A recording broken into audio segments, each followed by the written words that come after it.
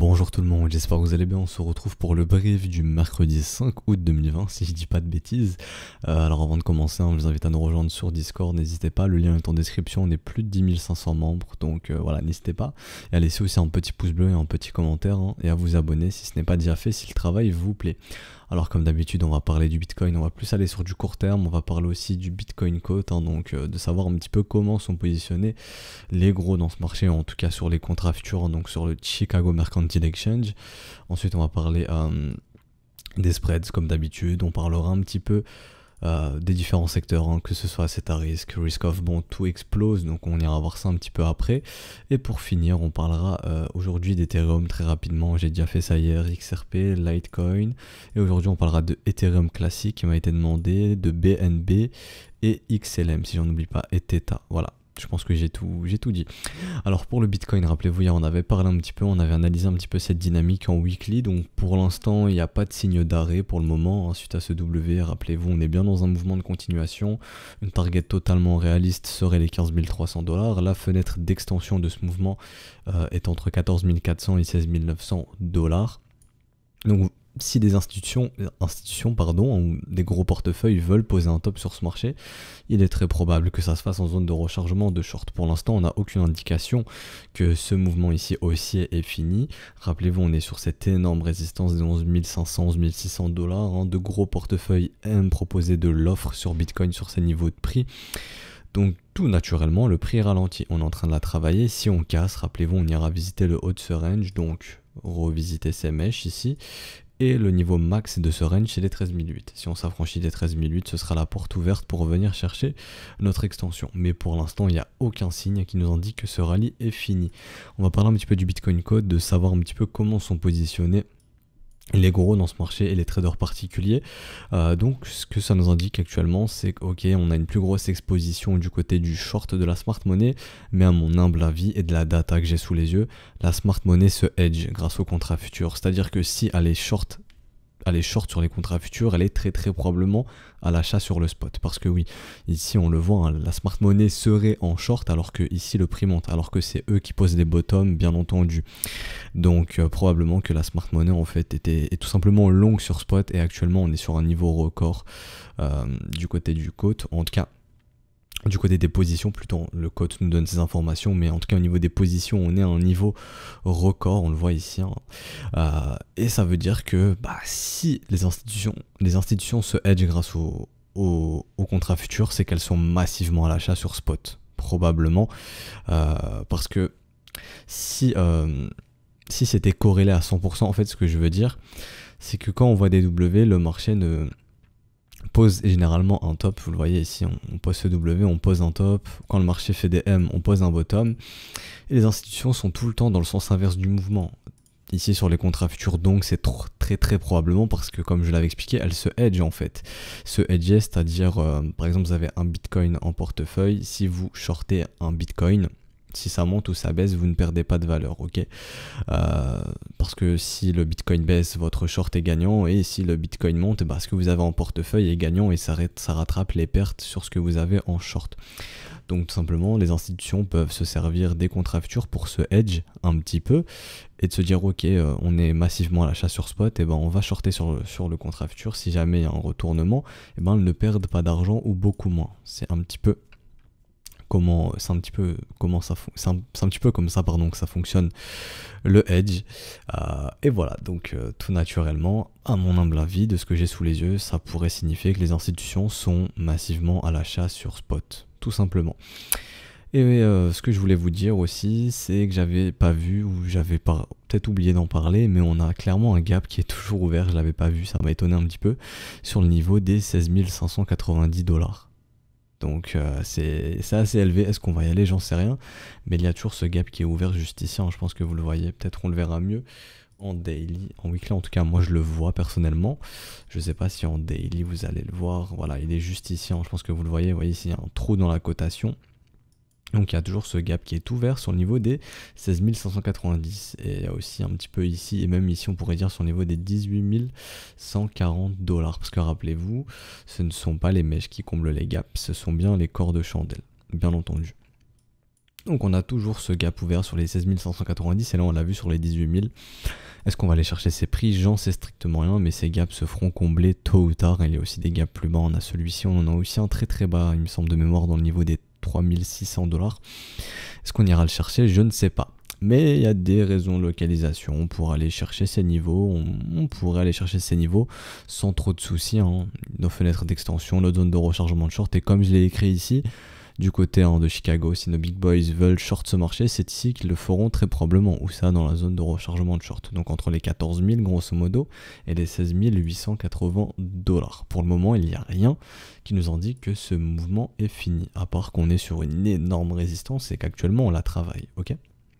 Voilà, je pense que pour le Bitcoin, j'ai plus rien à dire ici sur une échelle weekly, on va pouvoir aller tranquillement un petit peu en une heure. Donc on arrive dans la zone de rechargement de short, donc ceux qui pensent que ce top est réel ici, cette zone de rechargement de short est faite pour vous. Vous pouvez y trouver des shorts bien entendu, avec un stop au-dessus du sommet. Ok, maintenant on va aller voir le momentum. Ici en une heure, le momentum est clairement bullish. On voit des W sur le momentum, on continue de voir des W dans des W.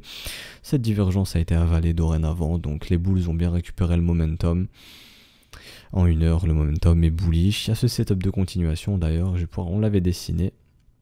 On va pouvoir supprimer tout ça, donc qui est en train de se déclencher juste ici, setup de continuation, on l'a vu, un creux, ici le premier creux, voire même celui-ci, 2 creux, 3 creux, même une structure ici, donc voilà, ce setup de continuation est déclenché, et il pourrait ramener le Bitcoin sur les 13 694$, en tout cas c'est ce que target les traders de continuation, et en 4 heures c'est la même chose, hein, un creux, 2 creux, 3 creux, la structure ici, le W, let's go, ok, donc trade de continuation déclenché pour les traders de continuation et on a maintenant ce W qui prend forme sur le momentum, donc on est en train d'avaler tout naturellement cette divergence que je n'avais pas inscrit.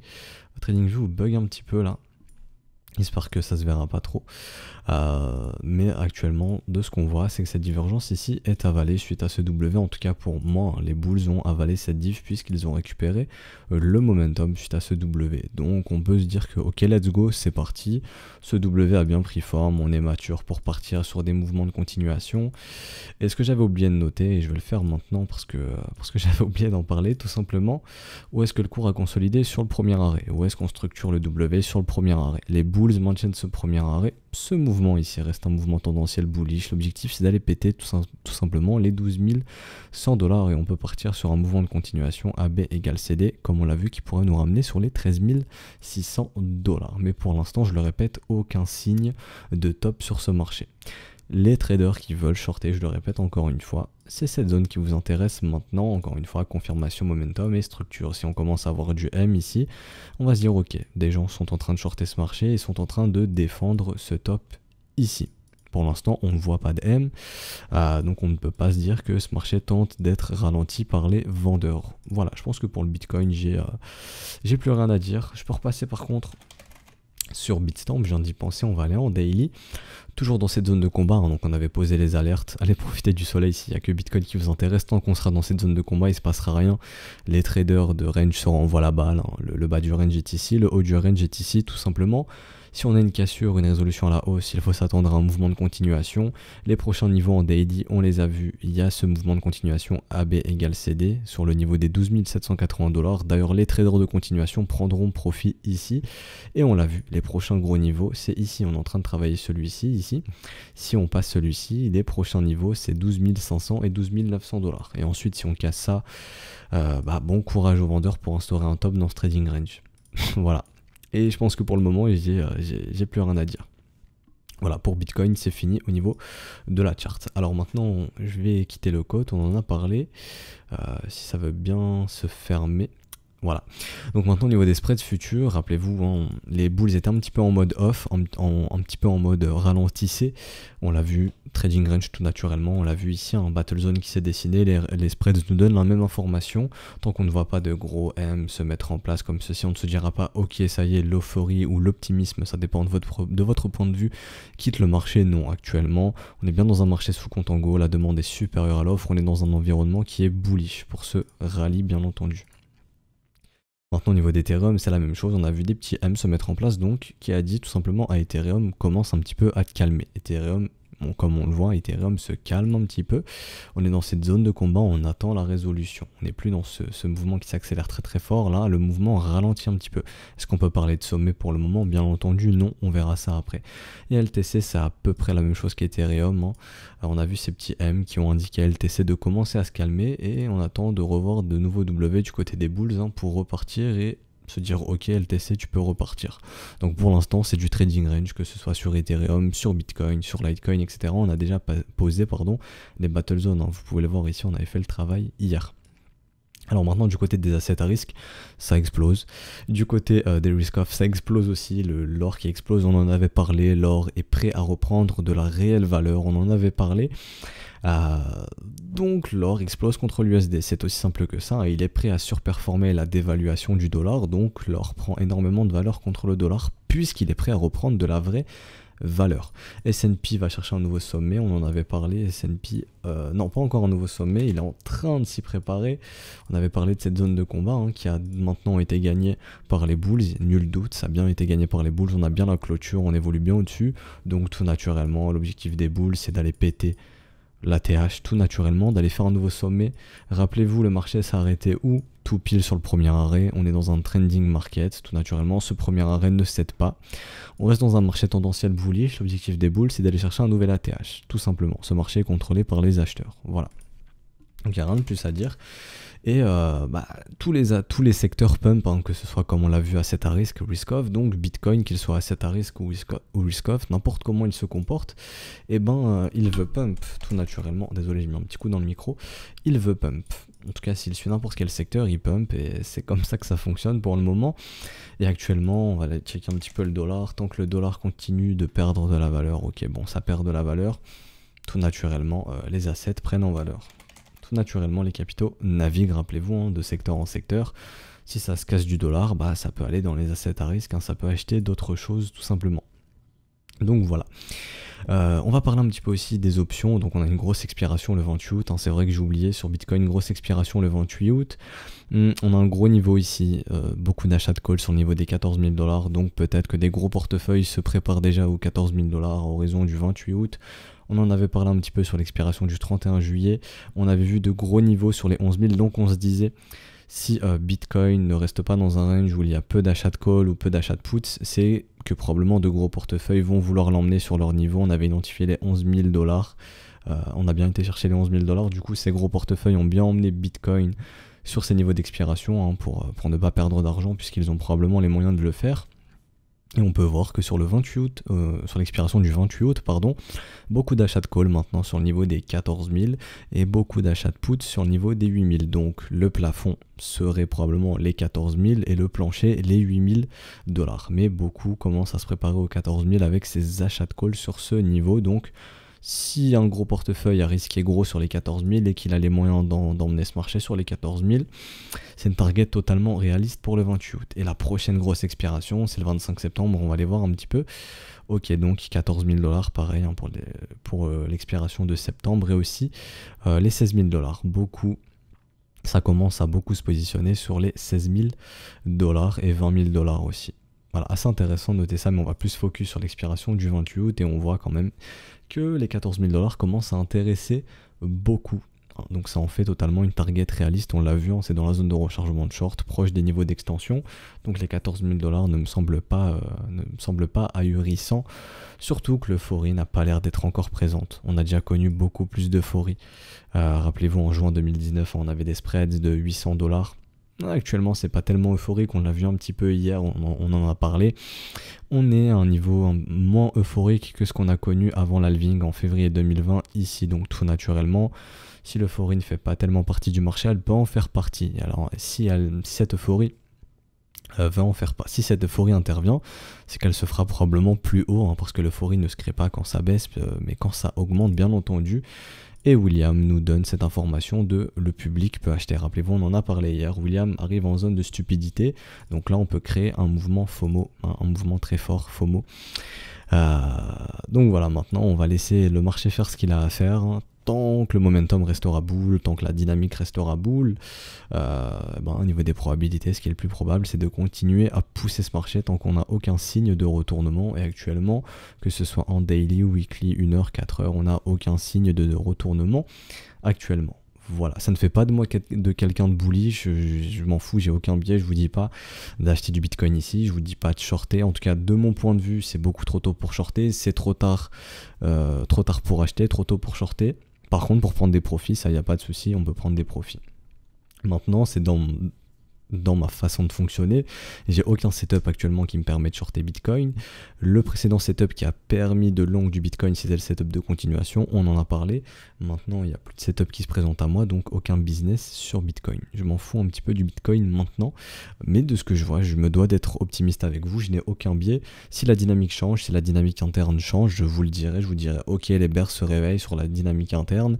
Actuellement, c'est pas le cas. Les bulls sont en total contrôle de la dynamique et de la dynamique interne ensuite à SW Weekly, donc ce marché est contrôlé par les bulls. Tant que c'est le cas, au niveau des, ce qui est le plus probable, c'est de connaître une hausse des prix tout naturellement. Ok, par contre, cependant, je suis obligé de faire un petit peu, de vous prévenir un petit peu, on est sur une énorme résistance, bien entendu. Donc le marché peut trouver un top ici, mais actuellement la dynamique interne ne nous donne pas cette information. Ok ? Donc voilà, je pense que j'ai fini. Je peux fermer aussi les options. Ça, c'est le Discord, on s'en fiche un petit peu. On va faire un petit peu d'order flow. Donc ici, ça s'excite un petit peu. L'open value augmente un petit peu. Donc là, des gens sont probablement en train de long, en zone de rechargement de short. C'est pas énorme. C'est pas énorme, bien entendu. Hein. C'est pas un open value qui explose beaucoup. Assez intéressant de voir où est-ce que ça peut nous emmener ce mouvement. Mais pour l'instant, même sur les dérivés, on en avait parlé. On n'est pas dans un mouvement FOMO, hein. Les gens ne sont pas en train de beaucoup se leverager sur BitMEX, on le voit, hein, l'open value diminue, le prix augmente, les gens ne sont pas en train de se leverager comme des malades, donc l'euphorie n'est pas encore présente probablement. En tout cas, c'est ce que nous donne cette information ici au niveau de l'open value. Si on fait un petit peu d'order flow, si on continue dans cette voie-là, on voit que pour aller chasser les bulls, c'est dans les niveaux aux environs des 10 600 $. Par contre, il y a un paquet de vendeurs à aller chasser ici, c'est des liquidations potentielles, et on voit qu'il y en a pas mal. Il y en a même jusque 12 500. Là, il y a beaucoup de liquidations à venir chercher. D'ailleurs, on est en train d'aller les chercher. Hein. Le screen date un petit peu d'il y a quelques heures. Et il y a beaucoup aussi de liquidités ici qui nous attendent. Donc, beaucoup de leviers 50 et x100 juste ici. Donc, dans les 12 100, 11 900 $. Ok, donc probablement que le marché ira chercher cette liquidité. Et on va finir ce brief tranquillement avec les altcoins maintenant. Donc Ethereum toujours dans cette battle zone, on attend une résolution qu'elle soit haussière ou baissière. Si c'est haussier, on ira chercher les prochains niveaux qui nous attendent sur les niveaux des 466, 486 $. On les a vus juste ici, hein, c'est les précédents niveaux où les vendeurs ont réussi à proposer de l'offre et à renverser ce marché. Ici aussi, les 619 $, rappelez-vous, suite à ce gros W Weekly, le premier arrêt serait une target totalement réaliste. ETH 2.0 arrive, ça ne m'étonnerait pas que ETH 2.0 sorte lorsqu'on soit proche de ce premier arrêt pour faire un sell de news et faire un petit peu ce qui s'est passé sur Ethereum Grayscale. Donc je vais vous montrer ça, hein. Donc c'est comme Bitcoin Grayscale, là c'est Ethereum Grayscale, donc on a eu le W Weekly, hein, du côté des institutions depuis pas mal de temps. Maintenant il s'est posé le 1er juin 2020, donc Ethereum Grayscale un petit peu d'avance si je puis dire, en tout cas il nous a un petit peu teasé de ce qui est en train de faire le marché actuellement. Donc je vais passer en défaut, donc vous voyez ici ce gros W, donc premièrement ce W ici, ensuite ce gros W ici, la cassure, le rush, et la réintégration très rapidement pour checkout, secouer ceux qui sont entrés en mode FOMO. Et à mon avis, si Ethereum 2.0, ça devrait FOMO un petit peu sur Ether. Et je ne serais pas étonné d'avoir un petit peu un sell de news sur le premier arrêt et que vous puissiez, pour les plus patients, avoir votre entrée en zone de rechargement, tout comme on l'a eu sur Ethereum Grayscale. Le marché est bien revenu en zone de rechargement, dégager ceux qui ont FOMO. Et c'est comme ça que ça fonctionne très généralement. Donc si je retourne sur Ethereum, hein, qu'on reporte un petit peu ce qu'on vient d'étudier, Bitfinex. Donc admettons que le cours aille chercher le premier arrêt, hein, on trace sa zone de rechargement, je le pose sur le premier arrêt. Ici, comme par hasard, Ethereum 2.0 arrive, tout le monde est euphorique, on pose un top de marché ici et on secoue tous ceux qui sont entrés en mode FOMO sur ce premier arrêt à l'approche d'Ethereum 2.0 et ensuite peut-être avoir votre entrée dans cette zone de rechargement qui ici pourrait se situer entre les 280 et les 193 $. ok. Mais pour l'instant, suite à ce W weekly, la dynamique redevient haussière et une target totalement réaliste. Je le répète, ce serait cette fenêtre d'extension entre les 530 et 643 $, et à l'intérieur de cette fenêtre d'extension, on a ce premier arrêt sur le niveau des 600 $, tout naturellement. On peut aller revisiter ces prix sans trop de soucis, hein. Le momentum est bien bullish, il n'y a pas de souci là-dessus, des W dans des W. La dynamique est boule et William va pas tarder à entrer dans cet état de stupidité probablement, et là on pourra se dire ok, les gens peuvent FOMO maintenant. On verra ça, on suivra ça ensemble, bien entendu. XRP1, toujours sous l'effet de ce W weekly, je lisais un petit peu crypto Twitter et je remarquais que beaucoup prennent des profits, donc ce qui me fait penser que les gens ont un petit peu peur sur les altcoins, et de prendre des profits sur un W weekly, c'est pas très intelligent de mon point de vue. Parce qu'attention, j'ai pas la science infuse, hein, mais c'est bon signe que les gens prennent des profits tout naturellement, parce que quand il y a un W weekly, vous pouvez vous attendre à plus de mouvements aussi, en fait, tout naturellement. On peut s'attendre à des retracements un petit peu plus profonds ici. Un retracement de moitié serait totalement réaliste. On peut même aller en zone de rechargement de short. On avait identifié un petit peu le niveau, hein, donc ce serait entre les 63 centimes et les 78 centimes de dollars sur XRP, mais suite à ce W weekly, signal d'achat pour les investisseurs moyen long terme, encore une fois. Donc ceux qui font du dollar cost average, vous avez un signal ici très intéressant. Pour les investisseurs aussi, je le répète, mais ce W weekly nous prévient tout naturellement qu'on est mature pour respirer un petit peu dans ce marché. William donne la même information, rappelez-vous, hein, William a quitté cet état de stupidité depuis pas mal de temps. On commence à avoir des W sur le momentum, la dynamique interne est bien dans les mains des bulls, donc tout naturellement ce marché peut respirer. Des W sur le volume aussi. Les bulls sont présents maintenant, les bulls sont présents. Attention, je vous parle pas d'un XRP qui va chercher 4, 5 $, 6 $ ou 10 $, non.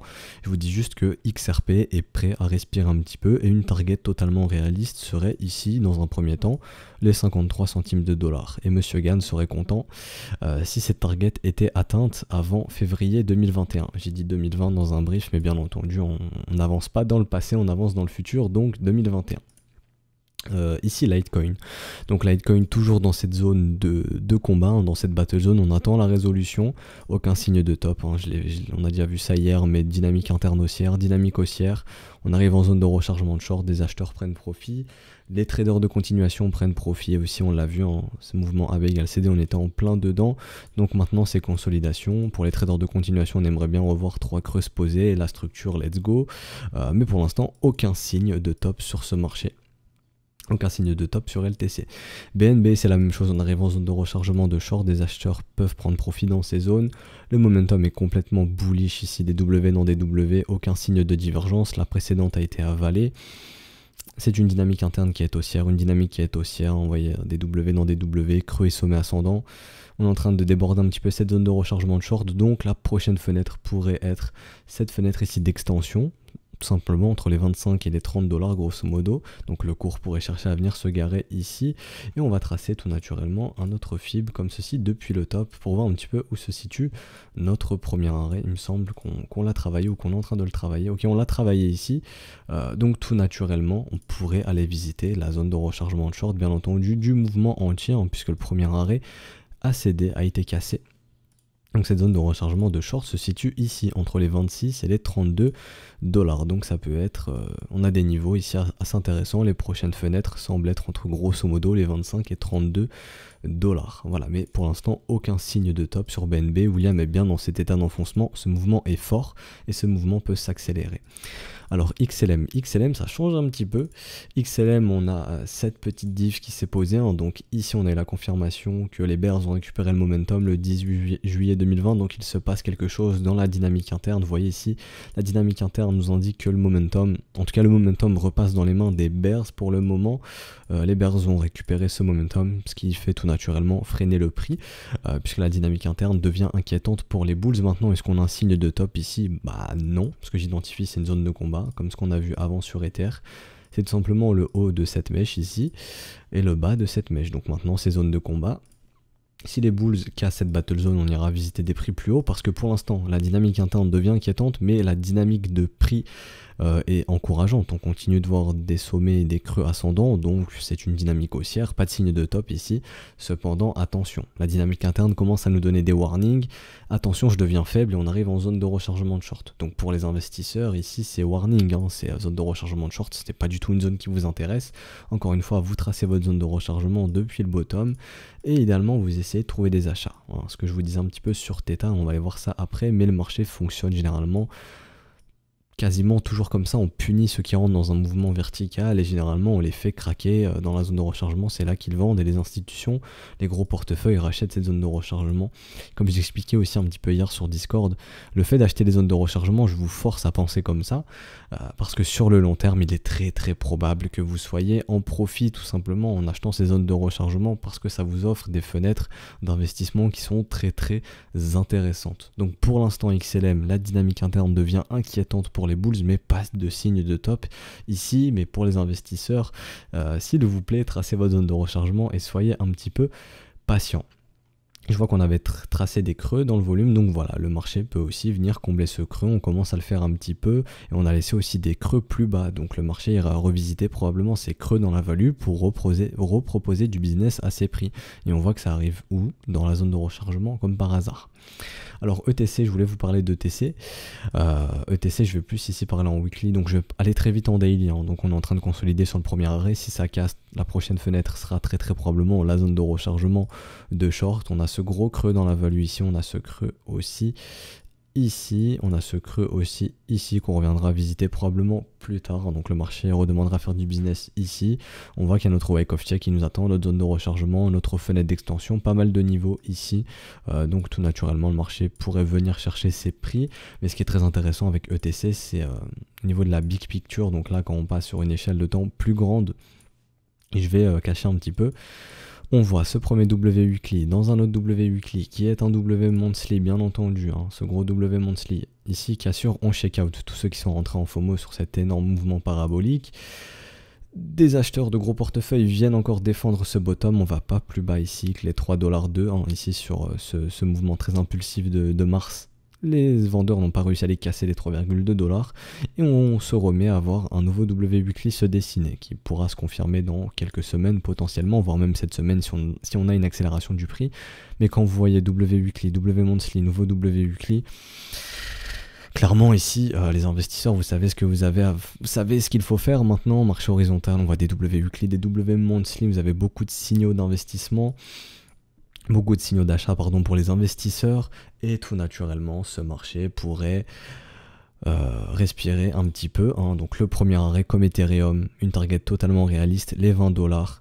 Ensuite la zone de rechargement de short entre les 30$ et les 37$ et un retracement de moitié 25$. Mais quoi qu'il arrive, lorsque vous voyez tous ces W weekly et monthly se poser, c'est probablement qu'un énorme bottom est en train d'être posé ici et qu'on a aussi une énorme accumulation avec ce marché pourra aller chercher très probablement les niveaux qu'on a identifiés. Donc premier arrêt, zone de rechargement de short et pourquoi pas aussi, comme on est en train de le voir, le haut de la value. Ça fait longtemps que je parle plus des règles de 80%, mais d'ailleurs non, ici on n'a pas une règle de 80%, on n'est pas revenu chercher la value basse, mais aussi une target totalement réaliste serait le fait de revenir chercher le haut de la value, donc ici sur les 19$, tout naturellement. Ok, donc je pense que j'ai fini pour ETC et on va clôturer ce brief avec Theta. Alors Theta, on avait vu, gros mouvement parabolique, on en parlait, zone de rechargement, on trace la zone de rechargement, on n'achète pas un mouvement qui est complètement euphorique et dans cette zone de parabolique, donc euphorique, et dans cette zone de rechargement, qu'est-ce qu'on veut voir? On veut y voir des W. Les W, on en a eu un ici, on en a de nouveau ici, donc là vous avez aussi des signaux. Pour les investisseurs, ça reste du daily, donc c'est une charte qui est assez court terme, donc on n'a pas un historique qui est énorme, hein. C'est un asset assez récent, un peu plus d'un an, mais en tout cas lorsque vous voyez des W en daily, ça vous montre que les boules se remontrent et ils se remontrent où ça dans la zone de rechargement. On peut aller checker le momentum, on revoit des W sur le momentum, on a vu ce gros W ici, on a vu ce W ici, donc les bulls, nouveau W d'ailleurs ici qui vient d'être confirmé, donc on voit des W partout sur le momentum. Donc la dynamique redevient haussière, la dynamique interne est haussière, les W se sont posés en zone de rechargement, donc pour ceux qui souhaitaient investir dans Theta, vous avez eu des signaux tout naturellement très récemment, on en parlait un petit peu. Donc là on est en train de venir travailler tout doucement le premier arrêt. On va voir si ce mouvement est toujours ici un mouvement tendanciel baissier ou non. Si on casse ce premier arrêt, la prochaine target serait très probablement la zone de rechargement de short juste ici. Et en cas de nouveau sommet, si jamais on repart bien dans un mouvement haussier, on va mettre un mouvement d'extension tout simplement ici, mouvement d'extension, et on va voir où est-ce que ça pourrait nous ramener en cas de nouveau sommet, donc hop, comme ceci. Donc ça pourrait nous ramener entre les 93 centimes de dollars et les 1,14 centimes. Donc ça, en cas de nouvelle ATH, ce serait notre fenêtre d'extension à probablement venir chercher. Juste ici, je vais afficher les prix comme ceci. Mais voilà, c'est ce genre de marché que vous cherchez à acheter. On a puni ceux qui sont entrés en mode FOMO, vertical. Vous tracez vos zones de rechargement. Je le répète, la zone de rechargement, c'est la zone 0,618, 0,786 sur Fibo ici. C'est votre zone de rechargement et vous essayez d'y trouver un marché horizontal et qui vous dessine de beaux W choses que vous avez eu ici. Et je reviens sur LSK parce que c'est la même chose. LSK, c'est pareil, c'est-à-dire ici.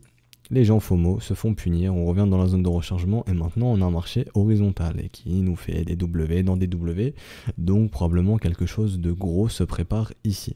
Encore une fois, c'est pas un conseil en investissement, ce truc peut totalement se casser la gueule et je vous ferai jamais de conseils en investissement. Ok, je vous dis juste, ça peut être intéressant de s'intéresser à cet asset, en tout cas le processus derrière de repérer quelque chose qui ne bouge pas, qui intéresse personne dans des localisations très intéressantes. Ici, zone de rechargement, un marché totalement horizontal, www. C'est tout naturellement ce genre de marché que personnellement je cherche à acheter. Mais je ne sais pas où sera ce marché dans un an, dans 10 jours. Dans 10 jours, ce truc peut se retrouver à 60 centimes, tout comme il peut se retrouver à 2 euros. Mais c'est des conditions qui m'intéressent et c'est ce que je vous invite à faire, à trouver les conditions qui vous intéressent et avec lesquelles vous êtes à l'aise. Donc voilà, je pense qu'on va en rester ici pour ce brief. J'essaye de... Voilà, bon, j'ai débordé un petit peu.